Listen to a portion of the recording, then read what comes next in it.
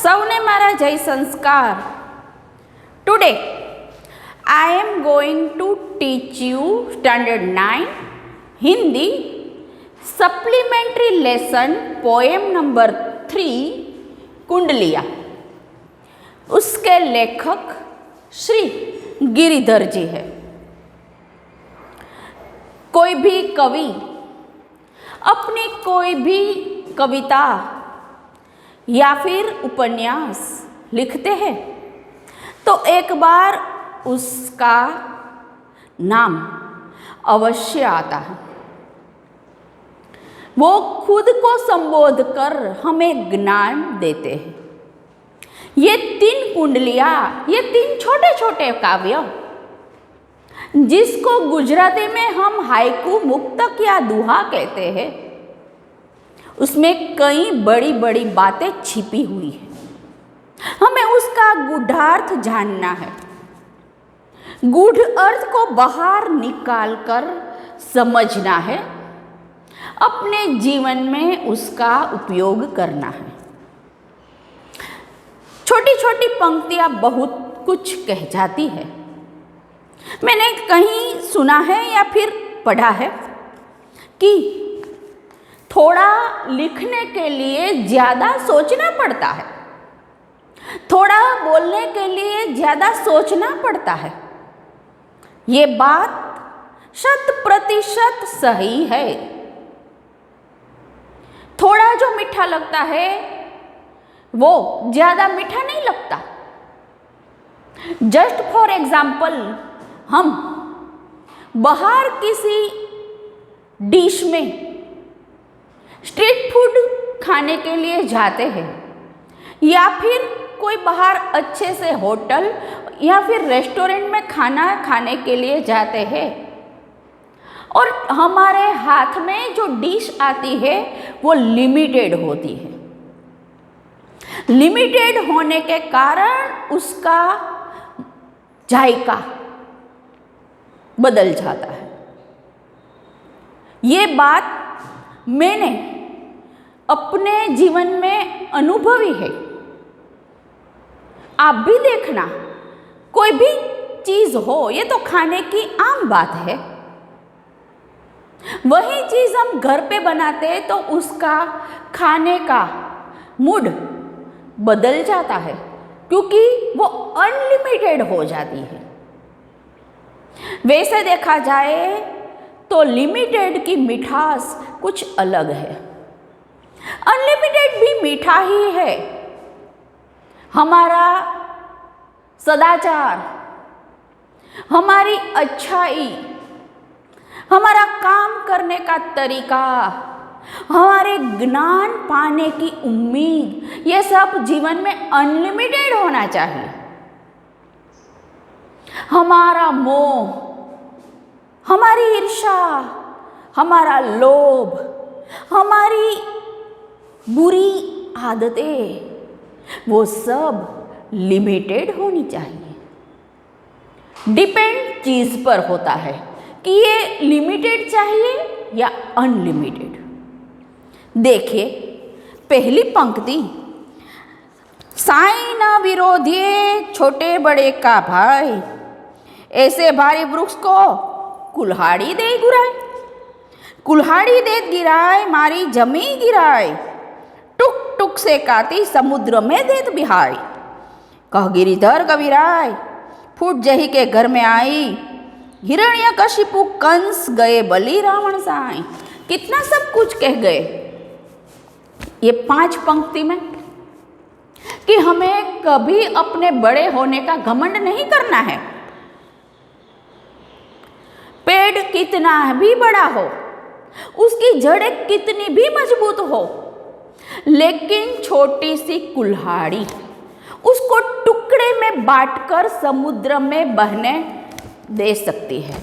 उसके लिए वो सामर्थ्य है. पेड़ को कभी अपने बड़े होने का घमंड नहीं करना चाहिए.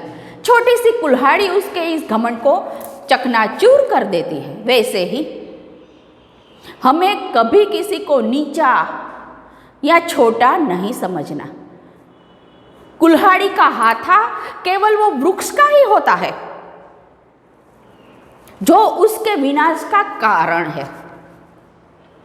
इसीलिए हमें कभी अपने आप पर घमंड नहीं करना है और जिस घर में फूट पड़े, भाई भाई एक दूसरे से लड़े झगड़े और अपनी नबड़ाइयाँ औरों के सामने खोल दे, कई राज औरों के सामने खोल दे, तभी बड़े बड़े जो शौर्यवान हैं उसका भी नाश हुआ है।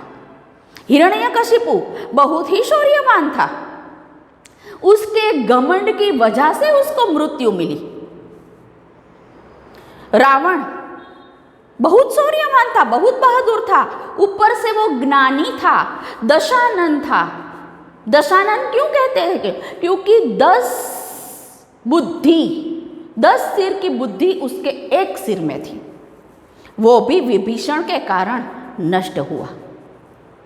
राजा बलि जैसे बड़े बड़े महारथी विपत्ति में नष्ट हो जाते हैं तो हम क्या चीज़ है। इसीलिए सदैव हमें अपने कुटुंब से, अपने परिवार से जुड़े रहना है। अपनी खामियां किसी और के बारे में, किसी और के सामने खुली नहीं करनी, प्रदर्शित नहीं करनी है। बीजी ताही बिसारी दे आगे की सिद्ध ले, जो बनी आवे सहज में ताही से चित दे, ताही में चित दे बात जही बनी आवे, दुर्जन हसे ना कोई चित्त में खाता न पायो। कह गिरिधर कविराय करे कुरुमन पीरी सती, आगे सुख सुधि हो बीती सो बीती। जो समय, जो काल बीत गया है उसे पकड़ने का कोई मतलब नहीं। जो बातें भूतकाल में बन चुकी है उससे आज को खराब करना वो बिल्कुल पागलों वाली बात है। भूतकाल की गलतियों से हमें यही सीखना है कि आगे चलकर हमें क्या करना है, अपने वर्तमान को, अपने भविष्य को कैसे संवारना है। लेकिन भूतकाल को बैठकर, उसकी कड़वी यादों को लेके बैठकर चलना मूर्खामी है, पागलों वाली बात है। तीसरे में, साईं अपने चित्त की भूली न कहिए कोई, जब तक मन में रखिए तब तक कारज होई। जब तक कारज होई भूली कबू को न कीजिए, दुर्जन हसे न कोई आप सियारे होई। कह गिरिधर कबीराय बहुत चतुरामी की ताय, करहती नहीं दे आप कहिए नहीं साईं। तीसरे काव्य में अपनी योजना के बारे में किसी और से विचार विमर्श करने के लिए मना किया है। जो कार्य हम करने वाले हैं उसका ढंढोरा मत पीटिए, उससे दुश्मनों में, दुर्जनों में हंसी होती है।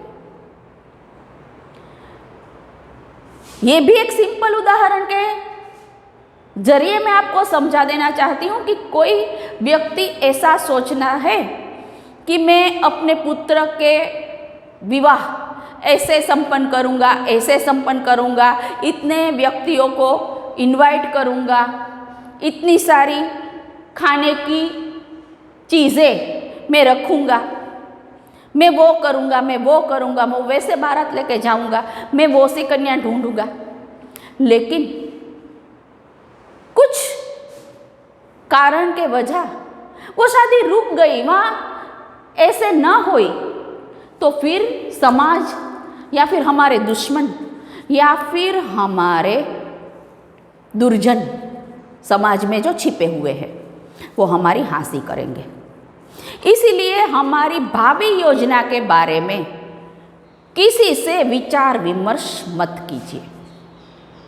वो योजना को स्वरूप दे डायरेक्ट, तभी वो योजना असल में सफल होती है। किसी के सामने हमें शर्मिंदा होना पड़े ऐसी बात समाज में न करें। कोई भी योजना उसके बारे में औरों को मत बताइए, वो अपने तक ही सीमित रखे। ये थोड़ी सी चतुराई हमें आज के ज़माने में आवश्यक लगती है, उसका हमें इस्तेमाल करना है। ये पोएम यहीं पर समाप्त होती है। We will meet you in next videos. Stay safe, stay home. ત્યાં સુધી સૌને મારા જય દ્વારકાધીશ।